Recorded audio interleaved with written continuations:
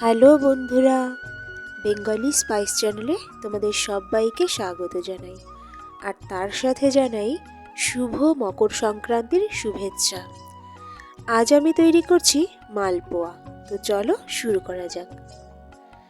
প্রথমে মালপোয়া তৈরি করার জন্য আমি কিছু পরিমাণ দুধ উষ্ণ গরম জলে মিশিয়ে নিচ্ছি। যদি এটা গরুর দুধ হয় তাহলে তোমরা জাল দিয়েও নিতে পারো। যেহেতু এটা গুঁড়ো দুধ ব্যবহার করছি আমি, তাই উষ্ণ গরম জলে আমি শুধু এটা গুলে নিচ্ছি। আমার কাছে গরুর দুধের থেকে গুঁড়ো দুধেই এটা বেশি ভালো লাগে।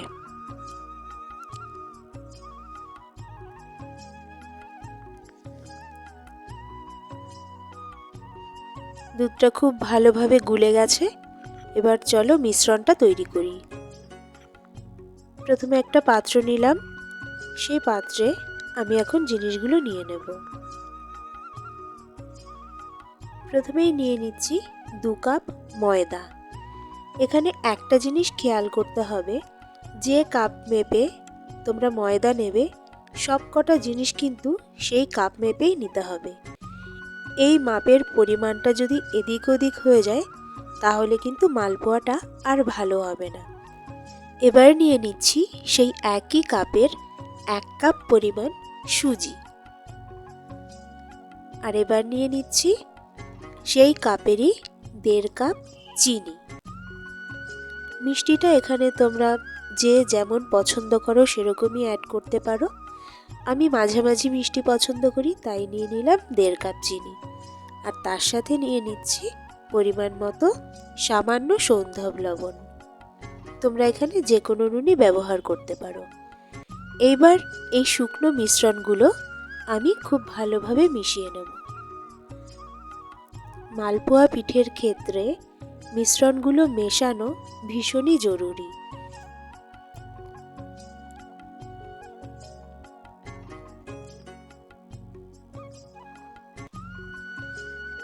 শুকনো উপকরণগুলি খুব ভালোভাবে মেশানো হয়ে গেছে।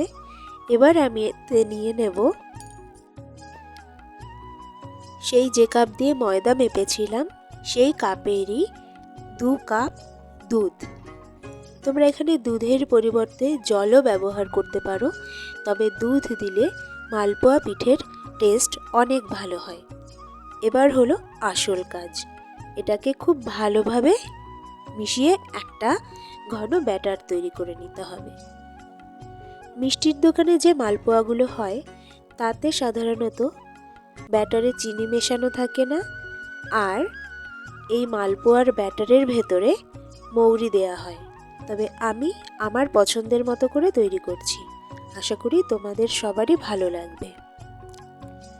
এই ব্যাটারটা যত ভালো করে মেশানো হবে মালপোয়া পিঠে তত ভালো হবে, তাই এটা খুব ভালোভাবে ধৈর্য নিয়ে মিশিয়ে কিছুক্ষণ রেস্টে রেখে দিতে হবে।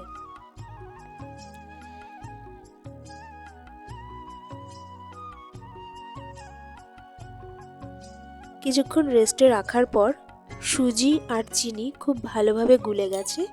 আমি আবার একটু ভালো করে নেড়েচেড়ে নিলাম। ওদিকে কড়াইয়ে আমি রিফাইন তেল গরম করতে দিয়ে দিয়েছি।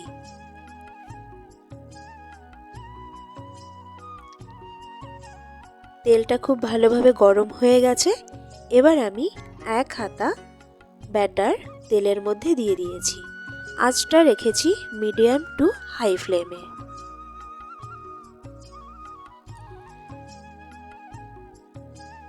পিঠের ব্যাটার দিয়ে সেটাকে বেশি নাড়াচাড়া করা যাবে না, তাকে পিঠের মতোই ছেড়ে দিতে হবে। আর সাইড থেকে একটু একটু করে তেল পিঠের উপর আমি দিতেই পারি।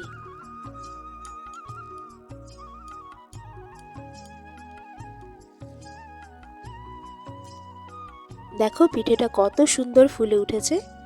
এবার আমি এটাকে উল্টে নেব।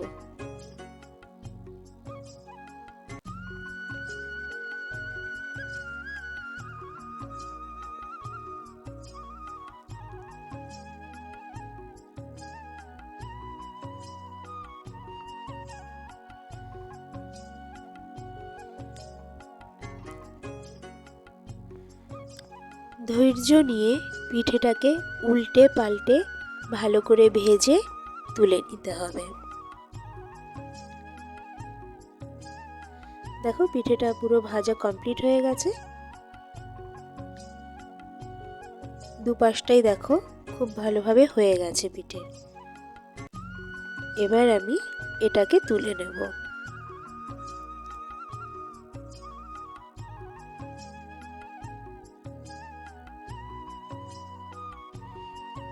দিয়ে দিচ্ছি আরও ব্যাটার।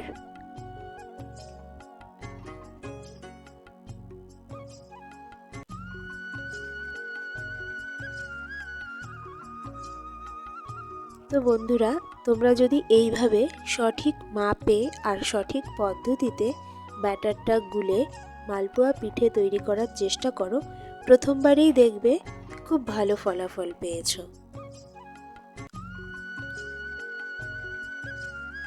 পিঠেগুলো দেখতেও যেমন ফুলকো ফুলকো হবে, খেতেও খুব ভালো লাগবে।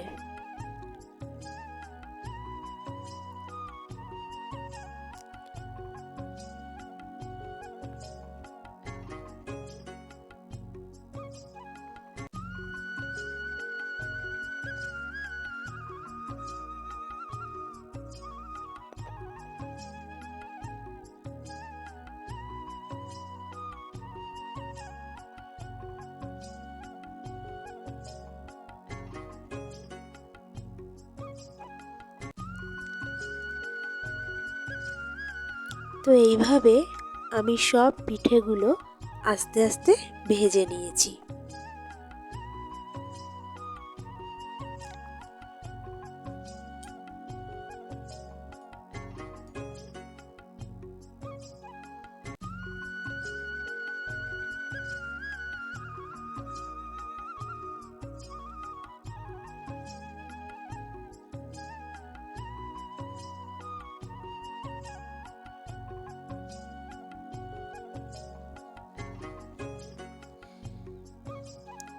আমার সব কটা পিঠে ভাজা শেষ হয়ে গেছে।